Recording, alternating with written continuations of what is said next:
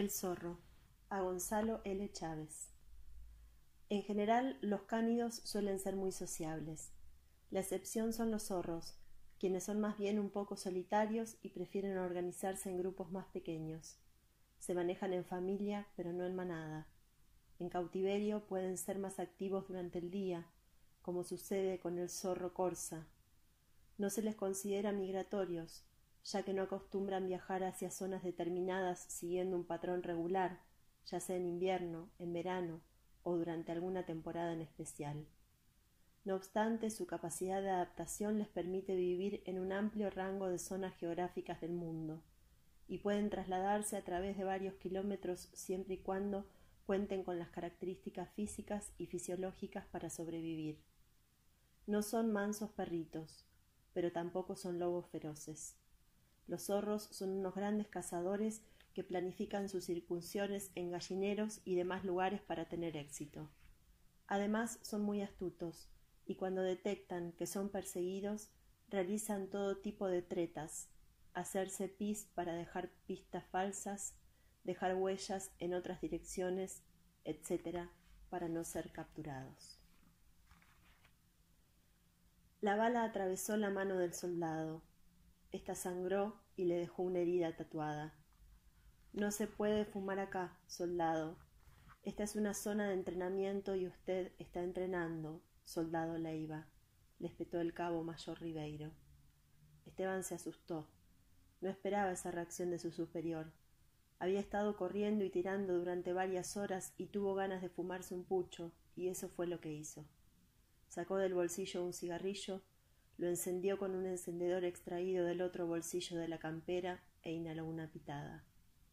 Ahí fue cuando el cabo le disparó. Tenía 20 años, una prominente y larga cabellera que había tenido que raparse, un padre que no veía desde hacía 2 años y una recién adquirida herida en su mano izquierda. Hacía 2 meses lo habían llamado para alistarse en el servicio militar y fue enviado a San Junín de los Andes, provincia de Neuquén. Corría el año 56. Esteban nunca había querido hacer la colimba. Había tratado de esquivarla por todos los medios que le parecieron posibles. Escapar al Brasil de incógnito y hacer vida de bohemio vagabundo. Fracturarse el fémur para que lo incapacitaran. Buscar algún psicólogo amigo que lo declarara insano o incapacitado mental. Nada había resultado. No se animó a autolesionarse. En su familia no había ningún psicólogo o psicóloga ni pariente psiquiatra, y lo de escapar como trotamundos lo descartó cuando pensó que no quería terminar como su papá, viviendo en la oscuridad, escapando, sobreviviendo. No por lo menos sin ninguna causa justa, sin una convicción, como su papá sí lo había hecho. Esteban era torpe con las armas, les tenía miedo, era despistado y vago por dormir hasta las 2 de la tarde. Eso del cuartel y los militares no le gustaba para nada. Tuvo que ceder. Con tal, no iba a ser por un periodo muy largo. No se puede fumar acá, soldado, escuchó, y le lastimaron la mano izquierda, la que no usaba, justo. Puso cara de susto e indignación. Se había estropeado el cigarro y ya no lo podría fumar. Adentro le creció como una especie de odio, o enojo, o rencor. No lo podía definir bien, por semejante atropello a la violación de una norma que él no creía conocer. Cayó sentado en el piso de tierra. Se tomó la mano y cerró los ojos como para hacer teatro. La mano le dolía, eso sí, y esperaba que así pudiera zafar y estar lejos de la rutina de entrenamiento por unos días. Resultó, pues lo llevaron inmediatamente al hospital del cuartel, donde pasó los 10 días más aburridos de toda su vida, incluso más que cuando tuvo que hacer reposo en casa durante una semana después de atravesarse la planta del pie con un clavo oxidado atrincherado en una tabla de madera de una obra en construcción, donde un Esteban niño buscaba caracoles con el fin de cocinarlos, porque su abuelo le había dicho que los caracoles eran muy ricos de comer. Aquella vez tuvo que faltar a la escuela, y pensó que no había sido tan terrible después de todo, pues ahora podría dormir sin horarios. Esta vez la cosa había sido distinta. el orgullo, eso era.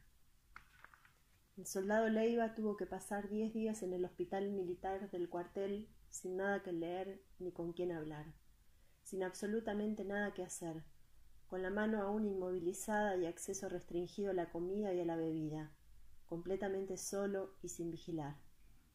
Durante ese tiempo meditó mucho, aunque sin pensar en nada en realidad.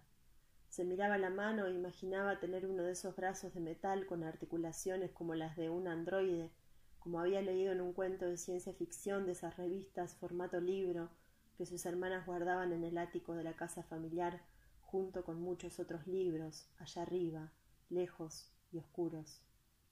No sabía si ese tipo de ortopedia futurística ya existía, aunque quería creer que sí, y casi, hasta deseó haber perdido el brazo entero. Una tarde, mientras dormitaba sin poder dormir, el hastío lo había invadido y su cabeza se balanceaba hacia un costado y le perforaba el hombro, vio una figura. Primero pensó que la insanía del aburrimiento le jugaba una mala pasada a su cerebro.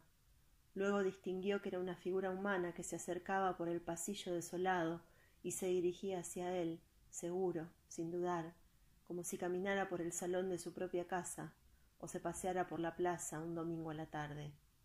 Después creyó reconocer en el reporte el rostro a su padre, pero estaba distinto, como que era y no era él. Pero ¿quién más podría ser? ¿O era que deseaba que fuera él? Cuando lo tuvo enfrente, a los pies de la cama, se dio cuenta de que no se había equivocado. Era él, y estaba vivo. A los pocos segundos supo por qué era que le había parecido tan extraño. Su viejo estaba extraño. Se había teñido el pelo de rojo. Lo llevaba prolijamente cortado y peinado y vestía ropa que nunca antes le había visto llevar. No tenía barba, solo un bigote, y en contra de todo pronóstico sonreía. Estaba relajado e incluso se acercó silbando un tango desconocido. El hijo quiso reír. Su padre parecía un personaje de Roberto Art, de Los Siete Locos, o algo así. Le pareció que reírse de él no sería una bienvenida muy respetable. Después de todo, se había arriesgado viniendo hasta aquí y apareciendo a la luz por unos días. Se miraron a los ojos, sonrieron. ¿Qué fue, hijo? El joven levantó la mano con cara de resignación y le mostró la palma. El padre se echó a reír casi a carcajadas. Esteban bajó la mano, ofendido. Me imaginaba que tendrías un agujero, como en los dibujitos. No está tan mal, ¿no? ¿Tan mal? ¿En serio? Ni siquiera sé por qué estoy acá, y herido, y aburrido, y tengo hambre. Luego pensó que tal vez no era justo que dijera eso. Tampoco le preguntó cómo era que se había enterado. Supuso que a través de una llamada furtiva desde algún lugar no identificable. Mientras menos supiera, mejor se sentiría. ¿Cómo entraste? Sacó del bolsillo del pantalón una credencial. Se la estiró. Esteban la agarró y leyó Roberto Leivinsky. Alzó y clavó la vista en su viejo. Serio, reprendiéndolo por haber hecho algo. Parecía un chiste. ¿En serio? Preguntó. Sí. ¿De verdad? Sí. ¿En serio? Sí. Había sido una locura. Venía siendo desaforadamente buscado por estos tipos y estaba aquí, con ellos, como si nada, como si quién. Pensó que su papá lo quería y extrañaba mucho. Eso, o estaba realmente muy aburrido y había decidido salir a pasear. ¿Querés algo? ¿Necesitas algo? Sí, dijo el soldado, una botella de vino.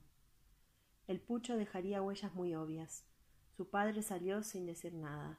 A la hora volvió con una botella de vino tinto. Se la entregó. La bebió a sorbos, mirando siempre hacia el pasillo. Desde que su papá había entrado, no se dijeron más nada.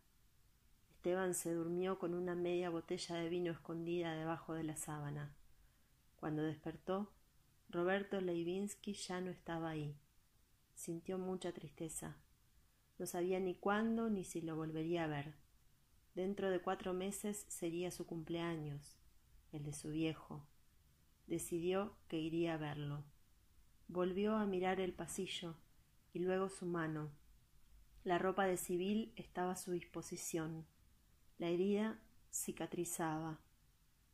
Era la hora del almuerzo. Se vistió. La puerta del recinto no estaba a tanta distancia. La atravesó. Tendría que empezar a buscarlo ahora. Ya había tenido suficiente de todo esto. De todo. Sí, quizás era una locura, pero no le importó.